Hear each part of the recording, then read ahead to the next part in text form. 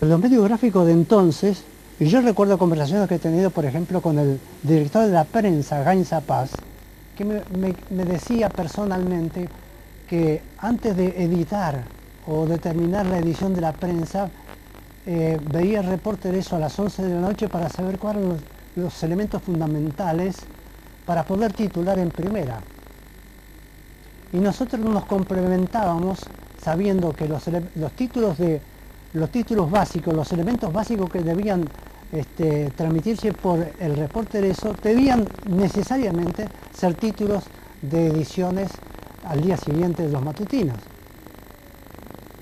El Reporter eso tenía tanta fuerza que durante la democracia de Ilia y aún durante un cierto periodo de Longaniato, tuvo una fuerza muy efectiva, muy poderosa. Yo recuerdo como anécdota, por ejemplo, en la época de Ilia, cuando Perón todavía estaba en el exilio, hubo un intento de Perón de volver al país en el año 64 que se frustra en Brasil el viaje, y en ese momento se produce una manifestación de partidarios del peronismo en Parque Patricio, por ejemplo. Nosotros fuimos a filmar, teníamos conocimiento de cómo iba a ser una manifestación, logramos una ubicación preferencial para poder filmar todo el episodio. Hubo, como ocurrió en todas las manifestaciones, expresiones muy violentas de los manifestantes y la represión consiguiente de la policía. Pero el episodio muy doloroso para nosotros profesionalmente es que falló la cámara de filmación. La película no rodó normalmente y no pudimos grabar lo que habíamos visto que había ocurrido. Pero la fuerza que tenía entonces el reporte era que conseguimos hablar con los líderes del movimiento de la manifestación estudiantil y decirle que no habíamos podido filmar lo que había ocurrido, si se podía repetir la manifestación. Y ellos dijeron, bueno, vamos a repetirla, vista de que ustedes vinieron acá. Repitieron la manifestación, repitieron los gestos, las actitudes contra la posición del gobierno que impedía el regreso de Perón. La policía volvió a reprimir y volvimos a filmar todo lo que había ocurrido 15 minutos antes o 20 minutos antes y que nosotros no pudimos filmar por una falla técnica. Eso revela la fuerza que tenía el reporte para influir en la gente y repetir situaciones que ya habían ocurrido. Fantástico, realmente fantástico. Eran auricones. Auricones eran... Nosotros en aquella época ya, le estoy hablando de 30 años atrás, introdujimos el sonido en las filmaciones mudas de aquella época. Por primera vez se conocieron los debates parlamentarios con sonido. Por primera vez transmitiendo para que llevábamos como identidad a una entidad petrolera. El reporte era de una entidad petrolera, la ESO, y transmitíamos los debates de la anulación de los contratos petroleros, con sonido, con absoluta libertad. Muy impresionante. Realmente una experiencia realmente inédita, ¿no? Inolvidable. Don Luis, para terminar, ¿cómo ve la televisión hoy? Usted que la conoce desde tantos años. Bueno, yo la veo con mucho futuro. La veo con mucho futuro y con mucho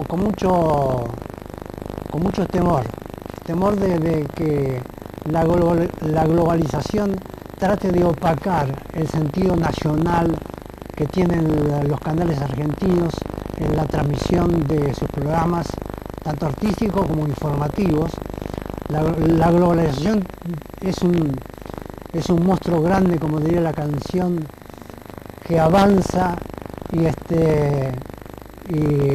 trata de alguna manera de desnaturalizar la personalidad de las comunicaciones, la penetración de grandes capitales, de grandes concentraciones de poder. Puede ser que de alguna manera empalidezca la posibilidad de tener una televisión nacional en cada país. Pero de todas maneras, la tecnología permite prever que habrá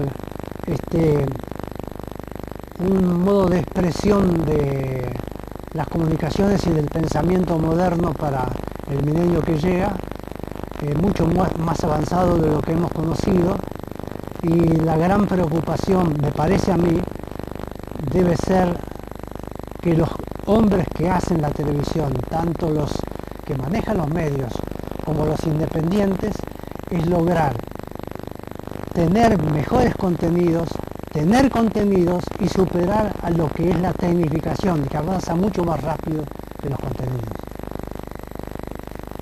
Bueno, muchas gracias. Gracias a ustedes. Está muy...